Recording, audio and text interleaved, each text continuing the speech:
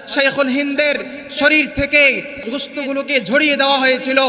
হযরত হুসাইন আহমদ মাদানী রহমাতুল্লাহি আলাইহি কুরবানি পেশ করেছেন। চাই আমাদের মাসলাক ভিন্ন হতে পারে, কিন্তু ইসলাম সবার। এজন্য মাসলাক যার ভিন্ন, মাসলাক ভিন্ন হতে পারে, দ্বীন ইসলাম যেহেতু সবার, দ্বীনে ইসলামকে পুরা জমিনে, আল্লাহর জমিনে আল্লাহর বিধানকে বাস্তবায়নের জন্য আমাদের সকলকে একমত হতে হবে। যেই দ্বীনের জন্য কায়েদে মিল্লাত আল্লামা জুনায়েদ বাবুনগরী রহমাতুল্লাহি আলাইহিকে লড়াই করতে হয়েছে, এই সেই দ্বীন যেই দ্বীনের জন্য মুফতি আমিনী রহমাতুল্লাহি আলাইহিকে লড়াই করতে হয়েছে, এই সেই দ্বীন যেই দ্বীনের জন্য শাইখুল হাদিস আল্লামা আজিজুল হক রহমাতুল্লাহি আলাইহিকে লড়াই করতে হয়েছে, এই সেই দ্বীন যেই দ্বীনের জন্য আল্লামা হাফিজ হুজুর রহমাতুল্লাহি আলাইহিকে লড়াই করতে হয়েছে। মক্কার জমিনে 13 বছর যাবত আল্লাহর রাসূল সাল্লাল্লাহু আলাইহি ওয়াসাল্লাম এই দ্বীনের দাওয়াত পৌঁছে দিয়েছেন। এই দ্বীনের দাওয়াত পৌঁছাতে গিয়ে আল্লাহর রাসূল সাল্লাল্লাহু আলাইহি ওয়াসাল্লামের উপর বহু রকমের জুলুম নির্যাতনের শিকার হয়েছেন আল্লাহর রাসূল। কেমন জুলুম নির্যাতন?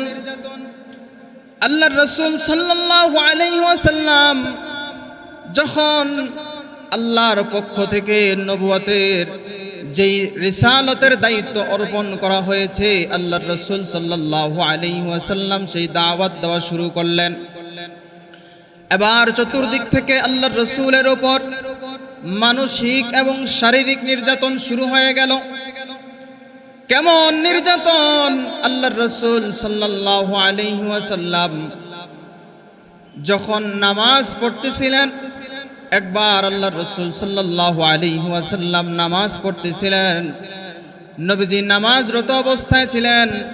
কাফের উকবা ইবনে আবি মুআইত নবী করিম সাল্লাল্লাহু আলাইহি ওয়াসাল্লামে যখন সিজদায় গিয়েছিলেন, ওই সিজদারত অবস্থায় নবী করিম সাল্লাল্লাহু আলাইহি ওয়াসাল্লামের উপর ওটের নাড়ি ভুঁড়ি চাপিয়ে দিয়েছিল। আরেকবার আল্লাহর রাসূল সাল্লাল্লাহু আলাইহি ওয়াসাল্লাম বাইতুল্লাহর হিজরের মধ্যে নামাজ আদায় করতেছিলেন। আল্লাহর রাসূল সাল্লাল্লাহু আলাইহি ওয়াসাল্লামের উপর ওই কুখ্যাত উকবা ইবনে আবি মুআইত নবী মুহাম্মদুর রাসূলুল্লাহ সাল্লাল্লাহু আলাইহি ওয়াসাল্লামের উপরে কেমন নির্যাতন করেছিল। উকবা ইবনে আবি মুআইত নিজের চাদরটা দিয়া আল্লাহর রাসূল সাল্লাল্লাহু আলাইহি ওয়াসাল্লামের গলার মধ্যে পেঁচ দিয়েছিল। আল্লাহর রাসূল সাল্লাল্লাহু আলাইহি ওয়াসাল্লামের গলাকে পেঁচিয়ে ধরেছে। এমন অবস্থা হয়ে গেছে, আল্লাহর রাসূল সাল্লাল্লাহু আলাইহি ওয়াসাল্লামের গলায় ফাঁস লেগে গেছে। মনে হয় যেন তখনই আল্লাহর রাসূল সাল্লাল্লাহু আলাইহি ওয়াসাল্লামের শ্বাস রূহ বের হয়ে যাবে। এমত অবস্থা দেখে হযরতে আবু বকর সিদ্দিক রাদিয়াল্লাহু তাআলা আনহু দৌড়ে আসলেন। আবু বকর সিদ্দিক রাদিয়াল্লাহু তাআলা আনহু এসে বললেন, আতাকতুলুনা রাজুলান আন ইয়াকুলা রাব্বিয়াল্লাহ, আতাকতুলুনা রাজুলান আন ইয়াকুলা রাব্বিয়াল্লাহ। ও উকবা ইবনে আবি মুআইত, তুমি কি এমন মানুষকে হত্যা করতে চাচ্ছ যার শুধু অপরাধ একটা, সে বলে আইয়াকুলা রাব্বি আল্লাহ, আমার রব একমাত্র আল্লাহ, একমাত্র আল্লাহর দিকে দাওয়াত দেওয়ার কারণে তুমি কি নবী মুহাম্মদুর রাসূলুল্লাহ সাল্লাল্লাহু আলাইহি ওয়াসাল্লামের উপর আক্রমণ করে ফেলেছ? মুসলমান ভাইরা রে আমার, আল্লাহর রাসূল সাল্লাল্লাহু আলাইহি ওয়াসাল্লামের উপর এরকম ভাবে জুলুম নির্যাতন শুরু হয়ে গেল।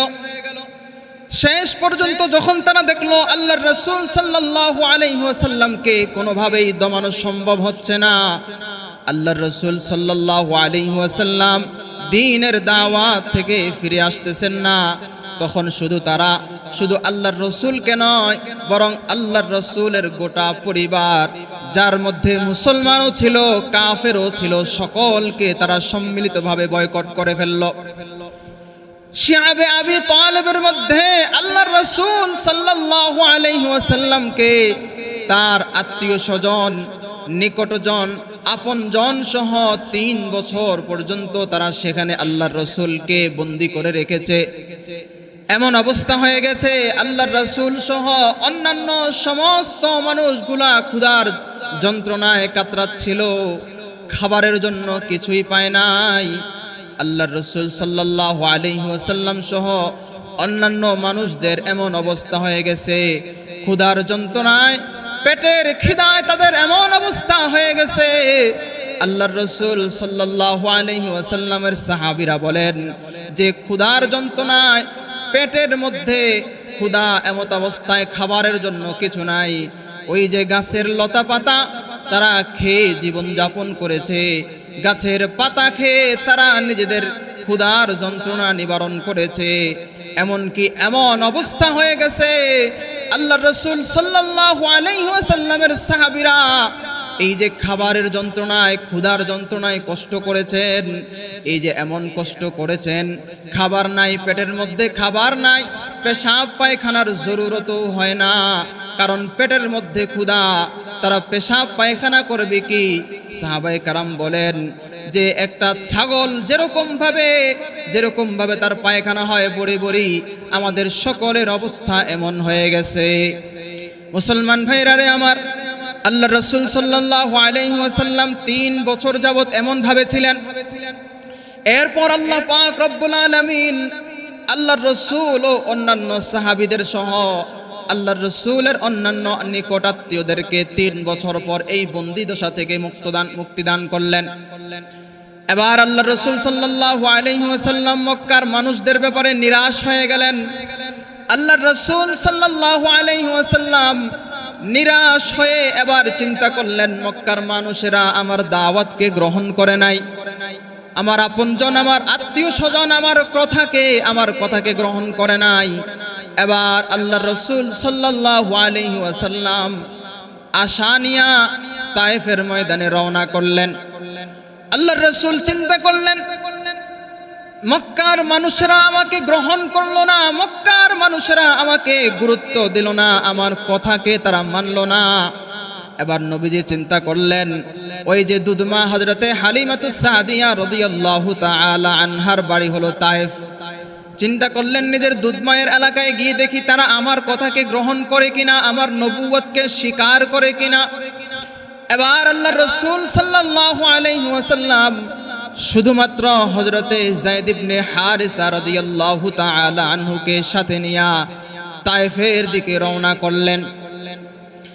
তায়েফ শহরে গিয়া 3 ভাই হাবিব, মাসউদ, আব্দে ইয়ালিলের কাছে সর্বপ্রথম এই 3 ভাইয়ের কাছে নবুয়তের জিম্মাদারি নিয়া, নবুয়তের দাওয়াত নিয়া আল্লাহর রাসূল সাল্লাল্লাহু আলাইহি ওয়াসাল্লাম তাদের কাছে গেলেন। আল্লাহর রাসূল তাদেরকে দ্বীনের দাওয়াত দিলেন। দ্বীনের দাওয়াত পেয়ে তারা 3 ভাইয়ের মধ্যে এক ভাই বলে উঠল, মুহাম্মদ, আল্লাহ কি কুরাইশের মধ্যে তোমার ছাড়া আর কাউকে পায় নাই যে তোমাকে নবুয়ত দান করলেন? আরেক ভাই বলল, মুহাম্মদ, নবুয়ত দেওয়ার মতো কি এমন যোগ্যতা তোমার মধ্যে আছে যে আল্লাহ রাব্বুল আলামিন তোমাকে নবুয়ত দান করলেন? তৃতীয় আরেক ভাই বলে, মুহাম্মদ, তায়েফে এসেছো, বেশি দিন থাকার সুযোগ নাই, যত দ্রুত সম্ভব তায়েফ থেকে তুমি সরে পড়ো, কারণ তোমার চেহারাও আমরা দেখতে চাই না। নাউজুবিল্লাহ। 3 ভাই আল্লাহর রাসূল সাল্লাল্লাহু আলাইহি ওয়াসাল্লামকে বিভিন্নভাবে কটূক্তি করলো। আল্লাহর রাসূল সাল্লাল্লাহু আলাইহি ওয়াসাল্লাম মনে ব্যথা নিয়া তায়েফে গিয়েছিলেন, আশা নিয়া। আল্লাহর রাসূল সাল্লাল্লাহু আলাইহি ওয়াসাল্লামকে তায়েফের মানুষও গ্রহণ করলো না। নবী মুহাম্মদুর রাসূলুল্লাহ সাল্লাল্লাহু আলাইহি ওয়াসাল্লাম এই 3 ভাইয়ের কাছে যখন দাওয়াত নিয়ে গেলেন, দাওয়াত নিয়ে যাওয়ার পর তারা তো নবী করিম সাল্লাল্লাহু আলাইহি ওয়াসাল্লামের কথাকে স্বীকার করলো না, বরং তারা উল্টো তায়েফের দুষ্ট বালকদেরকে আল্লাহর রাসূল সাল্লাল্লাহু আলাইহি ওয়াসাল্লামের পিছনে লাগিয়ে দিয়েছিল। তায়েফের দুষ্ট ছেলেদেরকে বলল, মক্কা থেকে একটা পাগল এসেছে যার নাম মুহাম্মদ, এই মুহাম্মদকে তোমরা যত দ্রুত সম্ভব এই তায়েফ থেকে বের করে দাও। এবার ওই তায়েফের দুষ্ট ছেলেরা আল্লাহর রাসূল সাল্লাল্লাহু আলাইহি ওয়াসাল্লামের উপর ছোট ছোট ধারালো পাথরের আঘাত করা শুরু করলো। হযরতে যায়েদ ইবনে হারিসা রাদিয়াল্লাহু তাআলা আনহু বলেন, চতুর্দিক থেকে যখন আল্লাহর রাসূল সাল্লাল্লাহু আলাইহি ওয়াসাল্লামের উপরে তায়েফের দুষ্ট বালকেরা আল্লাহর রাসূলের উপরে ছোট ছোট পাথর নিক্ষেপ করা শুরু করলো, আমি আল্লাহর রাসূলের চতুর্দিক থেকে পাথর থেকে আল্লাহর রাসূলকে হেফাজত করা শুরু করলাম। এমন একটা সময় আসলো, পাথরের আঘাতে আঘাতে আমার পুরা শরীরটা রক্তাক্ত হয়ে গেল, আমি মাটিতে লুটিয়ে পড়লাম। এবার আল্লাহর রাসূল সাল্লাল্লাহু আলাইহি ওয়াসাল্লাম একা হয়ে গেলেন। আল্লাহর রাসূল সাল্লাল্লাহু আলাইহি ওয়াসাল্লাম যখন একা হয়ে গেলেন, এবার তায়েফের দুষ্ট ছেলেরা আল্লাহর রাসূল সাল্লাল্লাহু আলাইহি ওয়াসাল্লামের উপরে পাথর নিক্ষেপ করা শুরু করলো। আল্লাহর রাসূল সাল্লাল্লাহু আলাইহি ওয়াসাল্লাম পাথর খেতে খেতে এক সময় এসে আল্লাহর রাসূল বেহুশ হয়ে পড়লেন। এরপর যখন হুঁশ ফিরল, আল্লাহর রাসূল সাল্লাল্লাহু আলাইহি ওয়াসাল্লাম সামনের দিকে আগালেন, আবার বেহুশ হয়ে পড়লেন পাথরের আঘাতে। আবার হুঁশ ফিরল, আল্লাহর রাসূল সাল্লাল্লাহু আলাইহি ওয়াসাল্লাম আবার সামনের দিকে আগালেন। কিন্তু ওই তায়েফের দুষ্ট বালকেরা আল্লাহর রাসূলের উপর পাথর নিক্ষেপ বন্ধ করে নাই। এভাবে চলতে চলতে আল্লাহর রাসূল সাল্লাল্লাহু আলাইহি ওয়াসাল্লাম শেষ পর্যন্ত এমন এক জায়গায় পৌঁছলেন, গিয়ে দেখলেন সামনে শুধু পাহাড়, আর কোনো রাস্তা দেখা যায় না। আল্লাহর রাসূল সাল্লাল্লাহু আলাইহি ওয়াসাল্লাম সেখানে পড়ে গেলেন। এবার হযরতে যায়েদ ইবনে হারিসা রাদিয়াল্লাহু তাআলা আনহু বলেন, নবী মুহাম্মদুর রাসূলুল্লাহ সাল্লাল্লাহু আলাইহি ওয়াসাল্লামকে আমি কোলে নিলাম। কোলে নিয়ে আল্লাহর রাসূল সাল্লাল্লাহু আলাইহি ওয়াসাল্লামের উপর পাথরের যে আঘাতগুলো এসেছিল, ছোট ছোট পাথরগুলো আল্লাহর রাসূলের শরীর থেকে আমি সরাচ্ছিলাম আর কান্না করতেছিলাম। কান্নার দুই একটা অশ্রুর ফোঁটা আল্লাহর রাসূল সাল্লাল্লাহু আলাইহি ওয়াসাল্লামের শরীরের মধ্যে পড়লো। আল্লাহর রাসূল সাল্লাল্লাহু আলাইহি ওয়াসাল্লাম বেহুশ থেকে হুঁশ ফিরে আসলো। এবার আল্লাহর রাসূল সাল্লাল্লাহু আলাইহি ওয়াসাল্লাম হযরতে যায়েদ ইবনে হারিসা রাদিয়াল্লাহু তাআলা আনহুকে জিজ্ঞাসা করলেন, ও যায়েদ, তুমি কান্না করো কেন? হযরতে যায়েদ ইবনে হারিসা রাদিয়াল্লাহু তাআলা আনহু বলেন, ইয়া রাসূলুল্লাহ, তায়েফের দুষ্ট ছেলেরা আপনার উপরে কি পরিমাণ আঘাত করেছে, আপনার উপরে কি পরিমাণ নির্যাতন করেছে, ইয়া রাসূলুল্লাহ, তা দেখে আমি সহ্য করতে পারি না, এই জন্য আমার কান্না চলে আসছে। হযরতে ফাতেমা হযরতে আয়েশা সিদ্দিকা রাদিয়াল্লাহু তাআলা আনহা নবী করিম সাল্লাল্লাহু আলাইহি ওয়াসাল্লামকে জিজ্ঞাসা করেছিলেন, ইয়া রাসূলুল্লাহ, মক্কার মানুষেরা যখন আপনি উহুদের যুদ্ধে গিয়েছিলেন, উহুদের যুদ্ধে আপনার উপরে আঘাত করেছিল, আপনি জখম হয়েছেন। ইয়া রাসূলুল্লাহ, উহুদের ময়দানে আপনাকে অনেক আঘাত করা হয়েছিল। তায়েফে যখন গিয়েছিলেন, তায়েফের ময়দানেও আপনাকে রক্তাক্ত করা হয়েছে, আঘাত করা হয়েছে। ইয়া রাসূলুল্লাহ, বলেন তো কোন ঘটনায় আপনি বেশি কষ্ট পেয়েছেন, তায়েফের ময়দানের ঘটনায় নাকি উহুদের ঘটনায়? আল্লাহর রাসূল সাল্লাল্লাহু আলাইহি ওয়াসাল্লাম জবাব দিলেন, আয়েশা, উহুদের ময়দানে কাফের বেঈমানরা আমার উপরে অনেক ধরনের জুলুম নির্যাতন করেছিল, আমার দাঁত ফেলে দিয়েছিল, আমার মাথার মধ্যে লোহার শিকল ঢুকে গিয়েছিল, আমার চোয়ালের মধ্যে লোহার শিকল ঢুকে গিয়েছিল, আমার ঘাড়ের দিক থেকে তারা লোহার শিকল ঢুকিয়ে দিয়েছিল। আম্মা জান হযরতে আয়েশা সিদ্দিকা রাদিয়াল্লাহু তাআলা আনহাকে নবীজি বলেন, আয়েশা, এত কষ্ট দেওয়ার পরেও উহুদের ময়দানের কষ্টটা আমার বেশি স্মরণ হয় না, কারণ উহুদের ময়দানে আমার ডানে বামে সামনে পিছনে আবু বকর, ওসমান, আলী, ওমর, আমার নিকটাত্মীয়, আমার আপনজন, আমার সাহাবায়ে কেরাম আমার পাশে ছিল। এই জন্য আমার সান্ত্বনা আমাকে সান্ত্বনা দিয়েছিল। যদিও কষ্ট পেয়েছি, সেই কষ্টের কথা আমার আর স্মরণ হয় না। কিন্তু তায়েফের ময়দানে এমন এক এলাকায় গিয়েছিলাম যেখানে আমার কোনো আত্মীয় স্বজন নাই, আমার কোনো নিকটাত্মীয় আমার পাশে ছিল না, আমার আপনজন ছিল না, শুধুমাত্র আমার পালক পুত্র হযরতে যায়েদ ইবনে হারিসা রাদিয়াল্লাহু তাআলা আনহু শুধুমাত্র নবীজির পাশে ছিলেন। এজন্য নবীজি বলেন, তায়েফের ময়দানে তারা যেই পরিমাণ কষ্ট দিয়েছিল, ওই কষ্টের পরিমাণ বেশি হলেও আমার ওই তায়েফের কষ্টের কথা বেশি স্মরণ হয়। হযরতে যায়েদ ইবনে হারিসা রাদিয়াল্লাহু তাআলা আনহু বলেন, শেষ পর্যন্ত আল্লাহর রাসূল সাল্লাল্লাহু আলাইহি ওয়াসাল্লাম যখন এই পাহাড়ের জায়গায় যায় আল্লাহর রাসূল সাল্লাল্লাহু আলাইহি ওয়াসাল্লাম থেমে গেলেন, আর সামনের দিকে অগ্রসর হতে পারছিলেন না। এমত অবস্থায় চোখ খুলে দেখেন হযরতে জিবরাইল আলাইহিস সালাম দাঁড়িয়ে আছেন। হযরতে জিবরাইল আলাইহিস সালামকে আল্লাহর রাসূল সাল্লাল্লাহু আলাইহি ওয়াসাল্লাম জিজ্ঞাসা করলেন, ইয়া জিবরাইল, লিমাযা জিতা ফি হাযিহিল হালাতি ফি হাদাল ওয়াক্তি? হে জিবরাইল, তুমি কেন এই অবস্থায় এই সময় এসেছো? হাল উনজিলা আলাইয়াল কুরআন, ও জিবরাইল, এমত অবস্থায় কি আমার উপরে কোরআন নাজিল হয়েছে নাকি? কোরআন নিয়ে এসেছো নাকি? আল্লাহর রাসূল সাল্লাল্লাহু আলাইহি ওয়াসাল্লামের প্রশ্নের জবাবে হযরতে জিবরাইল আলাইহিস সালাম বলেন, ইয়া রাসূলুল্লাহ, না না, কোন কোরআনের আয়াত নিয়া, কোন সূরা নিয়া, কোরআন নিয়া আপনার কাছে নাজিল হয় নাই। ইয়া রাসূলুল্লাহ, আমি শুধু একাই আপনার কাছে আসি নাই, বরং তায়েফের এই পাহাড়ের জিম্মাদার ফেরেশতাকে নিয়ে আপনার কাছে এসেছি। ইয়া রাসূলুল্লাহ, আপনি শুধু বলেন, আপনি অনুমতি দেন, আপনি কি চান? আপনি যদি চান যে এই যে পাহাড় আছে তায়েফের দুইটা পাহাড়কে দুই দিক থেকে চাপ দিয়া তায়েফের মানুষদেরকে ধ্বংস করে দেওয়া হবে, আল্লাহ রাসূল সাল্লাল্লাহু আলাইহি ওয়াসাল্লাম জবাবে বললেন, না, যে তারা হয়তো আমার দাওয়াতকে কবুল করে নাই, তারা হয়তো আমার কথাকে শুনে নাই, কিন্তু হ্যাঁ, তাদের পরবর্তী প্রজন্ম যারা হবে, তাদের সন্তান যারা আসবে, তারা আমার দাওয়াতকে কবুল করতে পারে। তারা হয়তো আমাকে নবী হিসাবে, রাসূল হিসাবে আমার রিসালাতকে তারা মানতে পারে।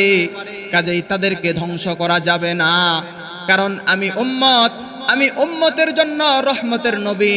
কারণ আল্লাহ রাব্বুল আলামিন আমাকে জগৎবাসীর জন্য রহমত হিসেবে প্রেরণ করেছেন। আল্লাহ পাক রব্বুল আলামিন বলেন, ওয়ামা আরসালনাকা ইল্লা রাহমাতাল লিল আলামিন। আল্লাহ রাব্বুল আলামিন বলেন, ইয়া রাসূলুল্লাহ, ইয়া হাবিবাল্লাহ, আমি আপনাকে পুরা জগৎবাসীর জন্য রহমত হিসেবে প্রেরণ করেছি। কাজেই আল্লাহর রাসূল সাল্লাল্লাহু আলাইহি ওয়াসাল্লাম পুরা জগৎবাসীর জন্য রহমত হিসেবে আল্লাহর রাসূল সাল্লাল্লাহু আলাইহি ওয়াসাল্লাম চান নাই তায়েফবাসী ধ্বংস হয়ে যাক। মুসলমান ভাইরা রে আমার, আল্লাহর রাসূল সাল্লাল্লাহু আলাইহি ওয়াসাল্লাম দ্বীন ইসলামকে আমাদের পর্যন্ত পৌঁছানোর জন্য কি পরিমাণ মেহনত করেছেন, কি পরিমাণ মুজাহাদা করেছেন। শুধুমাত্র আল্লাহর রাসূল সাল্লাল্লাহু আলাইহি ওয়াসাল্লাম মেহনত করেছেন তাই নয়, এই দ্বীনের দাওয়াতকে পৌঁছাতে গিয়া, দ্বীন কায়েম করতে গিয়া আল্লাহর রাসূল সাল্লাল্লাহু আলাইহি ওয়াসাল্লাম রক্তাক্ত হয়েছেন, মার খেয়েছেন। নবী করিম সাল্লাল্লাহু আলাইহি ওয়াসাল্লাম বিভিন্ন যুদ্ধের নেতৃত্ব দান করেছেন। হযরতে সাহাবায়ে কেরাম রাদিয়াল্লাহু তাআলা আনহুম আজমাইন এই দ্বীনের দাওয়াতকে সারা বিশ্বে পৌঁছাতে গিয়া হযরতে সাহাবায়ে কেরাম রাদিয়াল্লাহু তাআলা আনহুম আজমাইন নিজের ঘর বাড়িকেও ত্যাগ করেছেন। মক্কা থেকে হিজরত করে পৃথিবীর বিভিন্ন আনাচে কানাচে ছড়িয়ে ছিটিয়ে গিয়েছেন। আল্লাহর রাসূল সাল্লাল্লাহু আলাইহি ওয়াসাল্লামের এই দ্বীনের দাওয়াতকে আমাদের পর্যন্ত পৌঁছাতে গিয়া আল্লাহর রাসূলের সাহাবায়ে কেরাম শুধু মুজাহাদা করেছেন, কষ্ট করেছেন তাই নয়, বরং অন্যান্য আম্বিয়ায়ে কেরাম বরং আইম্মায়ে মুজতাহিদিন, সালফে সালেহিন, আকাবির উলামায়ে কেরাম পর্যন্ত এই দ্বীনের দাওয়াতকে আমাদের পর্যন্ত পৌঁছানোর জন্য মেহনত করেছেন, মুজাহাদা করেছেন। মুসলমান ভাইরা রে আমার, এই দ্বীনের দাওয়াতকে আমাদের পর্যন্ত পৌঁছাতে গিয়া নুমান ইবনে সাবিত ইমামে আবু হানিফা রাহমাতুল্লাহি আলাইহিকে তৎকালীন সরকারের পক্ষ থেকে যখন প্রধান বিচারপতি দায়িত্ব গ্রহণের জন্য প্রস্তাব পেশ করা হলো, হযরতে নুমান ইবনে সাবিত ইমামে আবু হানিফা রাহমাতুল্লাহি আলাইহি তার প্রত্যাখ্যান করে দিলেন। কেন প্রত্যাখ্যান করে দিলেন? কারণ হলো আল্লাহর রাসূল সাল্লাল্লাহু আলাইহি ওয়াসাল্লাম যেই শরীয়ত নিয়ে এসেছেন, আল্লাহর রাসূল সাল্লাল্লাহু আলাইহি ওয়াসাল্লাম যেই দ্বীন নিয়ে এসেছেন, তৎকালীন বাদশাহ ওই দ্বীন অনুযায়ী রাষ্ট্র পরিচালনা করে নাই। এজন্য হযরতে ইমামে আবু হানিফা রাহমাতুল্লাহি আলাইহি, ইমামে আবু হানিফা রাহমাতুল্লাহি আলাইহি ওই দেশটাকে, রাষ্ট্রটাকে রাষ্ট্রীয়ভাবে পরিচালনা না করার কারণে তিনি কাজীউল কুযাত হতে রাজি হন নাই। এর শাস্তি স্বরূপ হযরতে ইমামে আবু হানিফা রাহমাতুল্লাহি আলাইহি এর হাত পাকে বেঁধে বিষ পান করিয়ে ইমামে আবু হানিফা রাহমাতুল্লাহি আলাইহিকে শহীদ করে দেওয়া হয়েছে। ইমামে আবু হানিফা রাহমাতুল্লাহি আলাইহি এর লাশ যখন জেলখানা থেকে বের হচ্ছিল, ইমামে আবু হানিফা রাহমাতুল্লাহি আলাইহি এর লাশ দেখে 90,000 খ্রিস্টান মুসলমান হয়ে গেছে। মুসলমান ভাইরা আমার, শুধু ইমামে আবু হানিফা কুরবানি করেছেন তাই নয়, ইমামে আহমদ ইবনে হাম্বল রাহমাতুল্লাহি আলাইহি তৎকালীন বাদশাহ খলিফা মুতাসিম বিল্লাহর পক্ষ থেকে ইমামে আহমদ ইবনে হাম্বল রাহমাতুল্লাহি আলাইহি এর সাথে যখন ইমামে আহমদ ইবনে হাম্বল রাহমাতুল্লাহি আলাইহি এর সাথে তৎকালীন বাদশাহ মুতাসিম বিল্লাহর যখন যুদ্ধ শুরু হয়ে গেল, বাদানুবাদ শুরু হয়ে গেল, দ্বন্দ্ব শুরু হয়ে গেল, ইমাম আহমদ ইবনে হাম্বল রাহমাতুল্লাহি আলাইহিকে মুতাসিম বিল্লাহ প্রস্তাব করলো যে খলকে কোরআনের মাসআলায় আপনি আমার পক্ষে চলে আসেন। ইমাম আহমদ ইবনে হাম্বল রাহমাতুল্লাহি আলাইহি বললেন যে খলকে কোরআনের মাসআলায় আমি আপনার পক্ষে যেতে পারবো না। খলকে কোরআনের মাসআলায় ইমাম আহমদ ইবনে হাম্বল রাহমাতুল্লাহি আলাইহি তার মতের উপরে অটুট থাকলেন। আল্লাহর রাসূল সাল্লাল্লাহু আলাইহি ওয়াসাল্লাম যেই দ্বীন নিয়ে এসেছেন, দ্বীনের উপরে অটল থাকলেন। এর কারণে আল্লাহর রাসূল সাল্লাল্লাহু আলাইহি ওয়াসাল্লামের পক্ষ থেকে ইমামে আহমদ রাহমাতুল্লাহি আলাইহির জন্য ইমামে শাফিঈ রাহমাতুল্লাহি আলাইহির কাছে আল্লাহর রাসূল সাল্লাল্লাহু আলাইহি ওয়াসাল্লাম হযরত ইমাম শাফিঈ রাহমাতুল্লাহি আলাইহিকে সালাম দিয়ে বললেন, ও ইমাম শাফিঈ, যাও আমার আহমদকে সালাম দিয়ে বলবা, আহমদ যদি তার মতের উপরে ঠিক থাকে তাহলে দ্বীন ইসলাম ঠিক থাকবে। মুসলমান ভাইরা আমার, শুধু ইমাম আহমদ ইবনে হাম্বল রাহমাতুল্লাহি আলাইহি কুরবানি করেছেন তাই নয়, আল্লাহর রাসূল সাল্লাল্লাহু আলাইহি ওয়াসাল্লামের এই দ্বীন আল্লাহ পাক রব্বুল আলামিন কিয়ামত পর্যন্ত অটুট রাখবেন। আল্লাহর রাসূল সাল্লাল্লাহু আলাইহি ওয়াসাল্লামের এই দ্বীনকে আল্লাহ রব্বুল আলামিন কিয়ামত পর্যন্ত বাকি রাখবেন। তবে আল্লাহ পাক রব্বুল আলামিন তো আসমান থেকে নেমে এসে দ্বীনকে কায়েম করে যাবেন না, বরং আমার আপনার মধ্য থেকে কাউকে, কোনো গোলামকে আল্লাহ রব্বুল আলামিন তার এই দ্বীনের জন্য কবুল করবেন।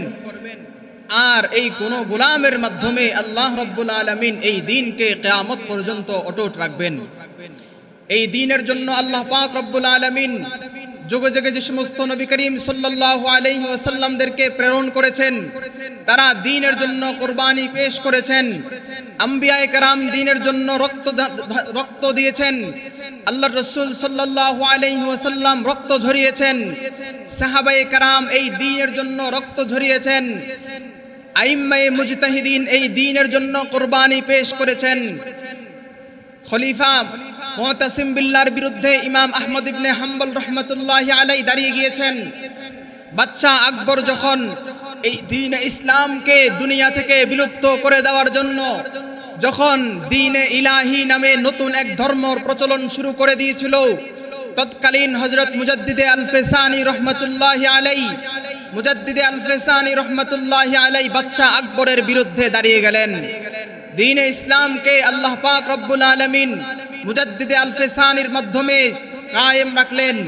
এই সেই দ্বীন যেই দ্বীনের জন্য হযরত কাসিমুল উলুম ওয়াল খায়রাত কাসিম নানুতুবি রাহমাতুল্লাহি আলাইহি কুরবানি পেশ করেছেন। এই সেই দ্বীন যেই দ্বীনের জন্য রাজা রঞ্জিত সিংয়ের বিরুদ্ধে হযরত সৈয়দ আহমদ বেরলভী রাহমাতুল্লাহি আলাইহি যুদ্ধ করেছেন। যেই দ্বীনের জন্য সৈয়দ আহমদ বেরলভী রাহমাতুল্লাহি আলাইহি কুরবানি পেশ করেছেন, যার মুরিদ ছিল 30 লাখ, শুধুমাত্র যার চেহারা দেখে 40,000 হিন্দু মুসলমান হয়ে গেছে। এই দ্বীন আল্লাহ রাব্বুল আলামিন টিকিয়ে রাখলেন। এই সেই দ্বীন যেই দ্বীনের জন্য খাজা হযরত হাফেজ জমিন জামেন শহীদ রহমতুল্লাহি আলাই জীবন দিয়েছেন। হযরত জামেন শহীদ রহমতুল্লাহি আলাই হযরত জামেন শহীদ রহমতুল্লাহি আলাই শামিলির ময়দানে জীবন দান করেছেন। এমনই ভাবে এই দ্বীনের জন্য হযরত সৈয়দ হযরত শাইখুল হিন্দ মাহমুদ হাসান দেওবন্দি রহমতুল্লাহি আলাই রক্ত ঝরিয়েছেন। এই দ্বীনের জন্য আমাদের আকাবির দেওবন্দ হযরত হুসাইন আহমদ মাদানী রহমতুল্লাহি আলাই রক্ত ঝরিয়েছেন। আজাদি আন্দোলনের সময় যখন হযরতে ইমাম হযরত হুসাইন আহমদ মাদানী রহমতুল্লাহি আলাই এর বিরুদ্ধে গ্রেফতারি পরোয়ানা জারি হয়ে গেল, ইমাম হুসাইন আহমদ মাদানী রহমতুল্লাহি আলাই বিরুদ্ধে গ্রেফতারি পরোয়ানা জারি হলো, সর্বদিকে ছড়িয়ে পড়ল যে আজকের অনুষ্ঠানে আজকের মহাসমাবেশে হুসাইন আহমদ মাদানী আর আসবেন না। চতুর্দিকে যখন ছড়িয়ে গেল, সবাই যখন হতবিহ্বল হয়ে গেল, সবাই যখন ভীত সন্ত্রস্ত হয়ে গেল, সবাই যখন নিরাশ হয়ে গেল, হুসাইন আহমদ মাদানী রহমতুল্লাহি আলাই বগলের নিচে কাফনের কাপড় পেঁচিয়ে হুসাইন আহমদ মাদানী রহমতুল্লাহি আলাই স্টেজে উঠে গেলেন। স্টেজে উঠে গিয়ে এবার হুসাইন আহমদ মাদানী রহমতুল্লাহি আলাই ঘোষণা দিলেন, ও ইংরেজ কুত্তে কে বাচ্চো, अगर गुली करना है ये है हुसैन अहमद का सीना। ও কুত্তার বাচ্চা ইংরেজরা, যদি তোমরা গুলি করতে চাও তাহলে এই হুসাইন আহমদের সিনা রেডি আছে। সিনা পেতে দিলেন, কিন্তু এই দ্বীনকে নবী হযরত হুসাইন আহমদ মাদানী রহমতুল্লাহি আলাই বিক্রি করে দিলেন না, আপোষ করতে জানলেন না, কুরবানি পেশ করেছেন। এজন্যই আল্লাহ পাক রব্বুল আলামিন আমাদের পর্যন্ত দ্বীন ইসলামকে কায়েম দায়েম রেখেছেন। এই সেই দিন যেই দিনের জন্য হযরত শহীদ তিতুমীর রহমতুল্লাহি আলাইকে বাঁশের কাল্লা তৈরি করতে হয়েছিল। এই সেই দিন যেই দিনের জন্য হযরতে ইমাম হযরত হুসাইন আহমদ মাদানী রহমতুল্লাহি আলাইকে কুরবানি পেশ করতে হয়েছিল।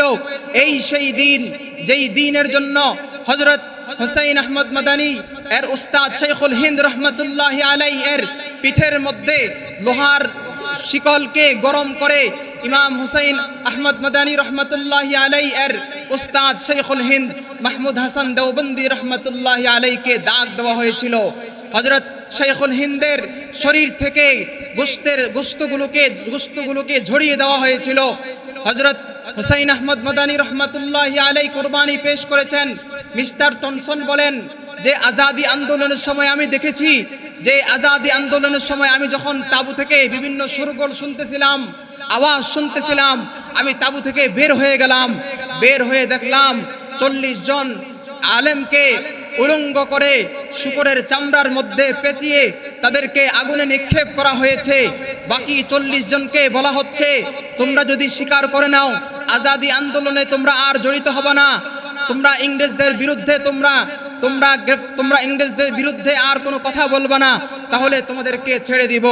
ওই আমি দেখলাম যে ওই 40 জন আলেমের মধ্যে একজনও এই কথা স্বীকার করে নাই যে আমরা ইংরেজদের বিরুদ্ধে কথা বলবো না।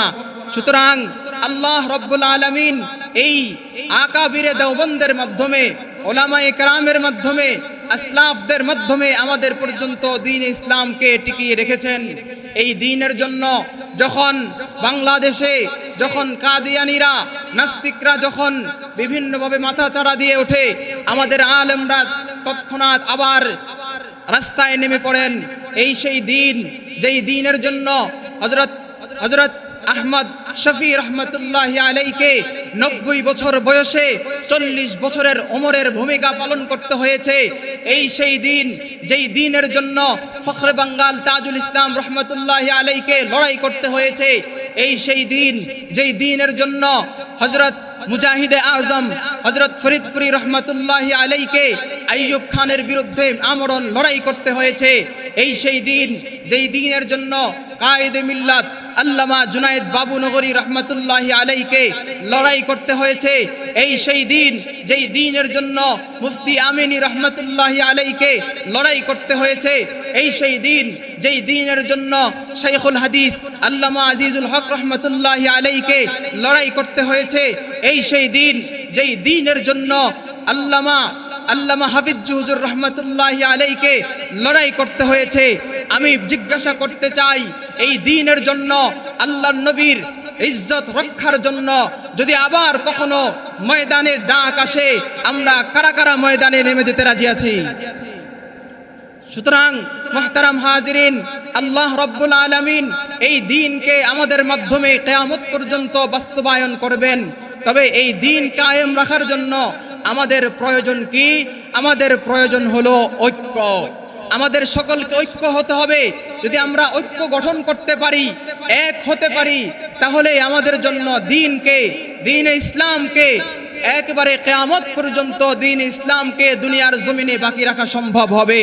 মুহতারাম হাজিরিন, আল্লাহ রাব্বুল আলামিন তার রাসূলের মাধ্যমে যেই রিসালাত, যেই নবুয়ত দান করে যেই দ্বীনে ইসলামকে আমাদের পর্যন্ত পৌঁছে দিয়েছেন, এই দ্বীনকে যদি আমরা আল্লাহর জমিনে বাস্তবায়ন করতে চাই, তাহলে আমাদেরকে ইসলামী ঐক্য গড়ে তুলতে হবে।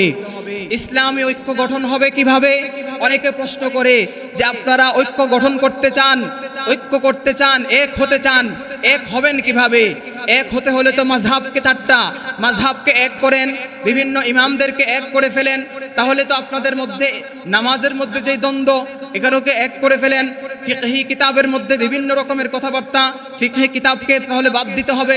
হাদিসের মধ্যেও দেখা যায় এক হাদিস এক এক রকম, তাহলে তো হাদিসকে অনেক সময় বাদ দেওয়া লাগে। আবার অনেক সময় এমনও দেখা যায় কোরআনের আয়াতের মধ্যেও এমন হয় যে এক কোরআনের আয়াতের বিষয় এক রকম, আরেক আয়াতের বিষয় আরেক রকম। তাহলে তো এমন হয়ে যায় যে যদি ঐক্য গঠন করতে হয়, তাহলে কোরআনকেও এক সময় বাদ দেওয়া লাগে। তাহলে তো বোঝা গেল ঐক্য গঠন করা সম্ভব নয়। উত্তর হলো যে ঐক্য তো হবে ফুরুই বিষয়ে নয়, ঐক্য হবে মৌলিক বিষয়ে। যে ঐক্য গঠন করতে হবে, ঐক্য এই হিসাবে গঠন করতে হবে, ঐক্য মৌলিক বিষয়ে গঠন করতে হয়। যেমন নামাজ কিভাবে পড়ব, এই ক্ষেত্রে ঐক্য নয়, বরং নামাজ পড়তে হবে। এবার কেউ যদি হাত উঠায়, তাহলে এই ক্ষেত্রে ঐক্য নয়। হাত কেউ যদি উঠায় তাহলে তার নামাজ হয়ে যাবে, হাত না উঠালেও তার নামাজ হয়ে যাবে। ঐক্য কোন ক্ষেত্রে? নামাজ ফরজ, নামাজ পড়তেই হবে, এই ক্ষেত্রে ঐক্য করতে হবে। দ্বীন কায়েম করতে হবে। এই দ্বীন কায়েম করতে গিয়ে, এবার দ্বীন কায়েম করতে গিয়ে যত শরীয়ত স্বীকৃত যত পদ্ধতি আছে, সমস্ত পদ্ধতি অবলম্বন করা যাবে। এই দ্বীন কায়েম করা হলো শর্ত, দ্বীন কায়েম করা এই হলো মৌলিক বিষয়।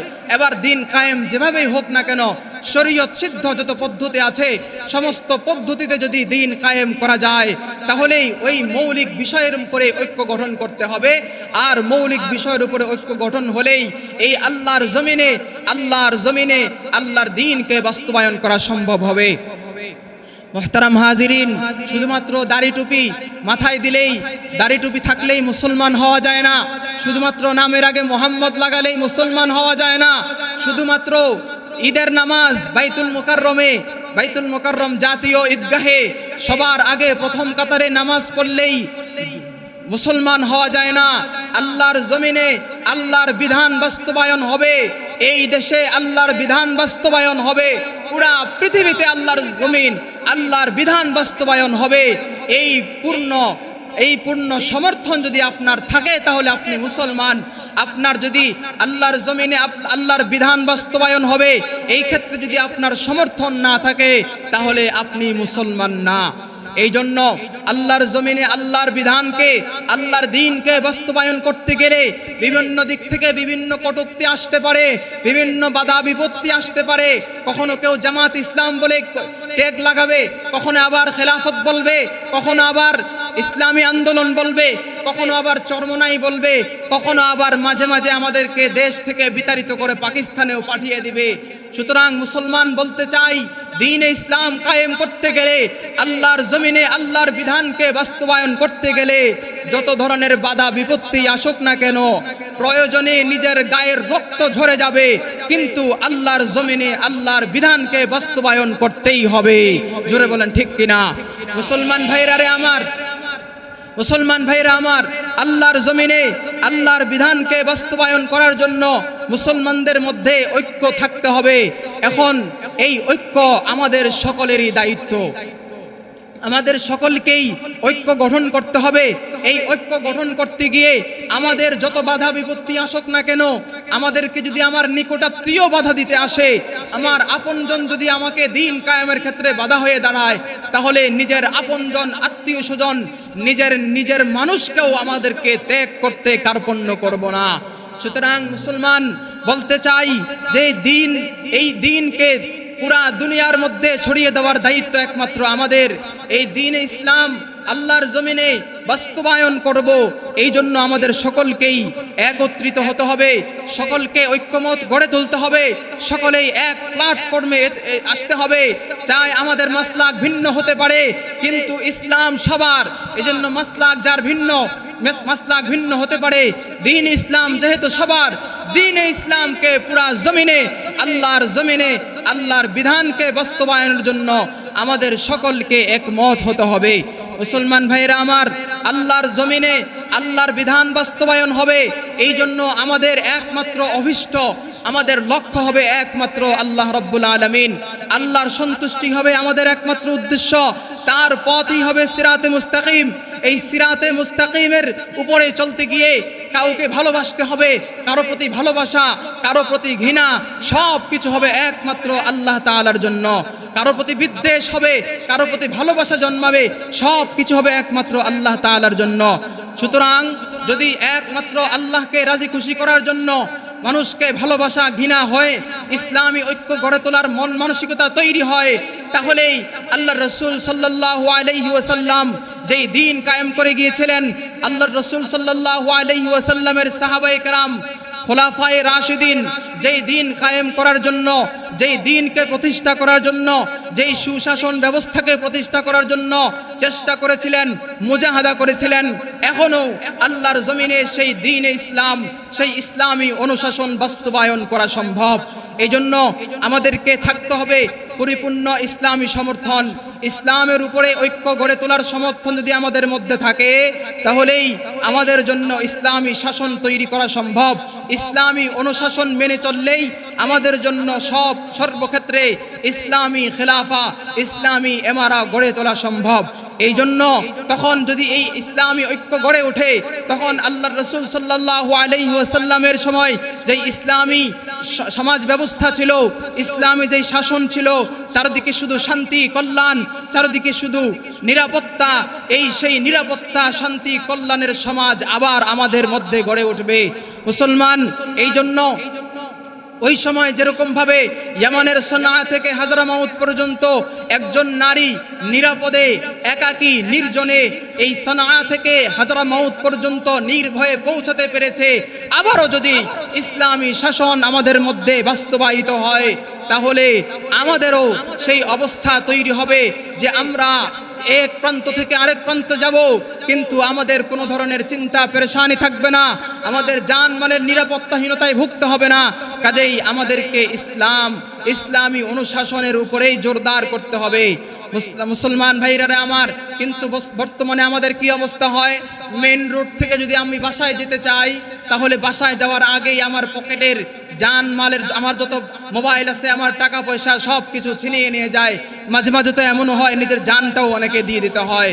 এই জন্য ইসলামী অনুশাসনের জন্য দায়িত্ব নিতে হবে আমাদের সবাইকে। ইসলামী অনুশাসন চাওয়া, ইসলামী অনুশাসনের জন্য চেষ্টা করা প্রত্যেক মুসলমান ইমানদারদের দায়িত্ব। আল্লাহ পাক রব্বুল আলামিন বলেন, ওয়া আনিহকুম বাইনাহুম বিমা আনজালাল্লাহ।